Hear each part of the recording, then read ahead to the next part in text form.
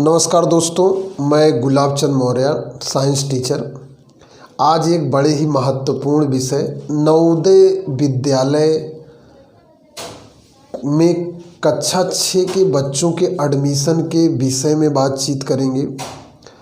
उसमें कुछ ऐसी बिंदु हैं जिसको समझने से आप उसकी जानकारी आपको प्राप्त होगी, क्योंकि बिना जानकारी के अभाव में जो है, अब इसका 10 पेज का इंग्लिश में जो है इसका विज्ञापन है।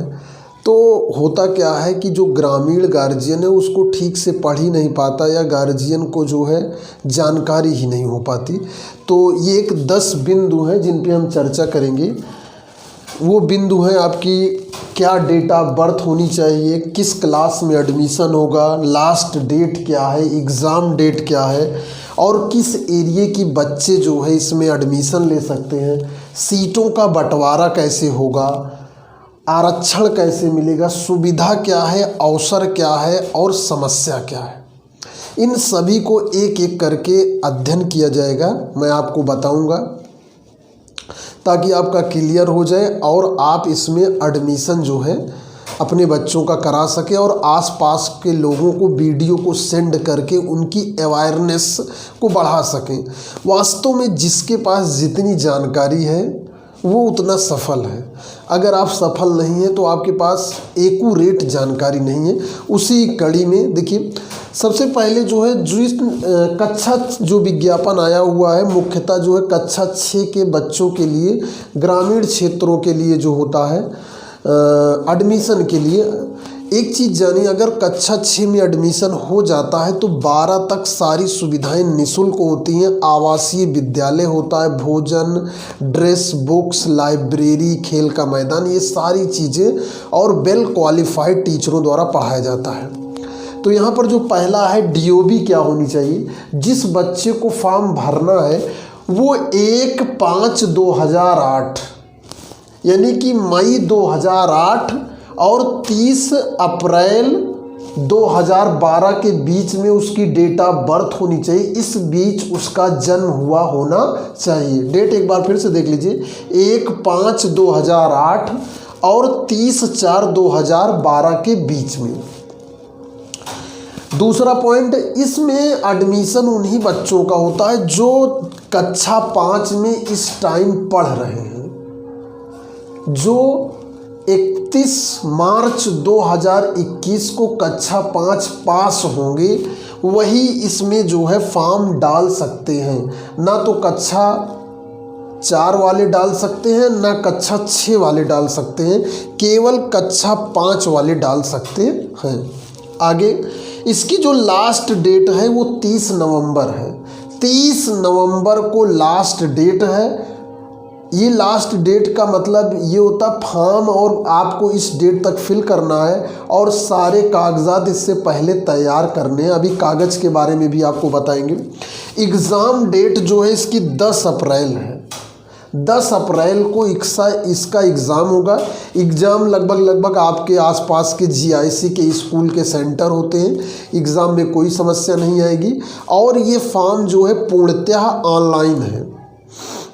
कुछ दिन पहले जो है हमारे बेसिक शिक्षा के विभाग के माध्यम से जो है ये भराया जाता था, लेकिन आज की डेट में ये पूर्णतः ऑनलाइन है।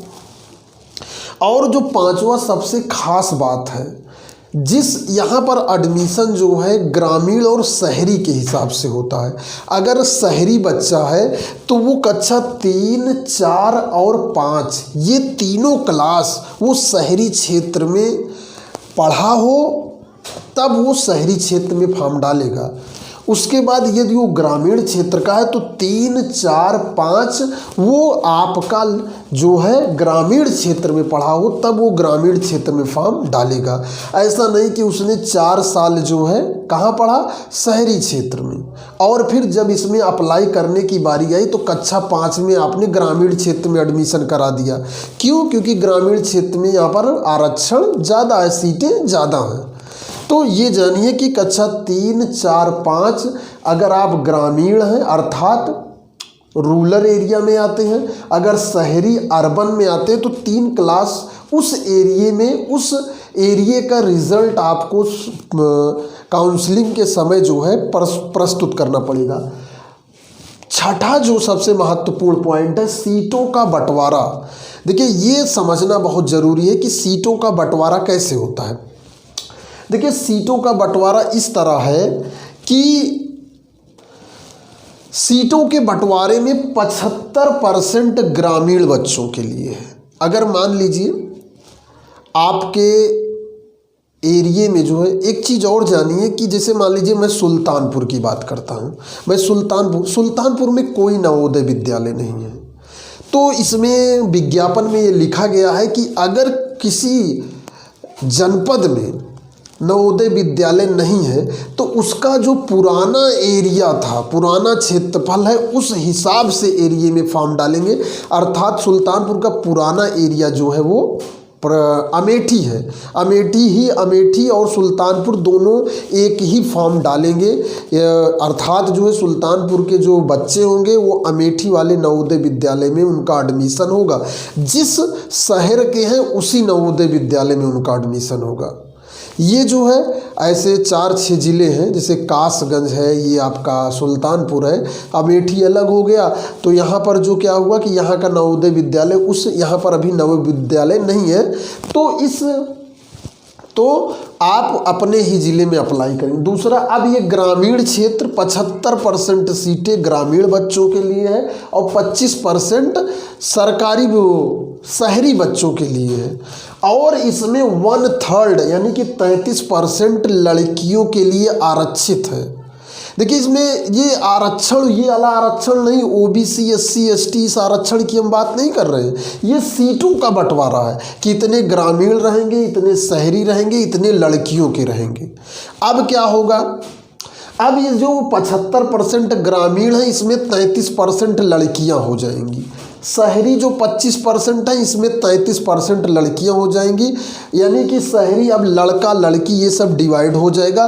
तब उसके बाद SC में 27% OBC, जो भी 21% जो भी परसेंट है उसके हिसाब से सीटों का बंटवारा होगा। तो इस क्राइटेरिया को भी ध्यान में रखकर टीचर को जो है इस हिसाब से भी थोड़ा देखना चाहिए कि सीटें कहाँ से बच्चा आ रहा है, किसकी पॉसिबिलिटी है। अब OBC को जो है गाइडलाइन में दिया गया है कि आपको जो है सर्टिफिकेट जो है शो करना पड़ेगा। आपको सर्टिफिकेट, कास्ट सर्टिफिकेट जो है उसमें जो है दिया गया है कि आपको कास्ट सर्टिफिकेट आरक्षित सीट के लिए आपको शो करना पड़ेगा। कोशिश करिए कि फॉर्म अप्लाई करने से पहले ही बनवा लीजिए, ये ज़्यादा बेहतर होगा। जो भी सर्टिफिकेट आपको बनवाना है 4-6 दिन में आप जो है जन सुविधा केंद्र से बनवा लीजिए। सुविधाएं क्या हैं भाई, इसमें एडमिशन क्यों लिया जाए, क्या देखिए इसमें क्या होता है, इसमें जो टीचर्स होते हैं वो वेल क्वालिफाइड होते हैं। जैसा कि गार्जियन के ऊपर शिक्षा का भार बहुत ज़्यादा होता है। कक्षा से 6, 7, 8, 9, 10, 11, 12 यहाँ तक कि 6 साल के लिए आपकी बच्चा जो है घर से बाहर रहेगा, NCC सीखता है, बड़ा सा ग्राउंड, और जब हॉस्टल में रहता है तो वो जो है सामूहिक रूप से जीवन शैली को सीखता है। अर्थात जब तक यहाँ पर जो है वो सारी सुविधाएं मिलती, उसको खाना मिलेगा, कपड़ा मिलेगा, पहनने को मिलेगा, रहने के लिए रूम मिलेगा।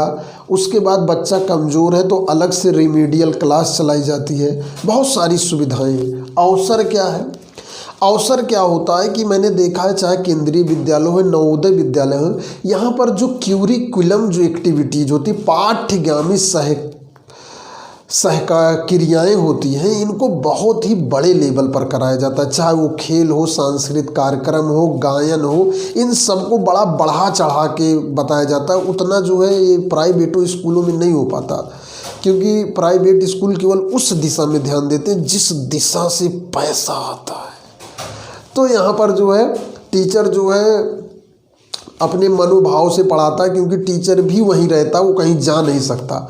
वो कंडीशनल होता है, पता लगता है वो आसाम का टीचर आया या उत्तराखंड का, कहीं जाता नहीं, उसका पूरा पढ़ाना है, वो पढ़ाता है। अब समस्या क्या है? देखिए समस्या यहाँ एक ही आती है कि बच्चे को घर से बाहर रहना पड़ता है और कक्षा 6 अर्थात 6, 5, 11, 10, 11 साल के बच्चे को बाहर जाने में थोड़ी सी समस्या होती है। तो इसमें सिलेक्शन के बाद गार्जियन को हर हफ्ते बच्चे से मिलना जाना चाहिए। वैसे तो अब मोबाइल हो गया है और कांटेक्ट बराबर होते रहते हैं।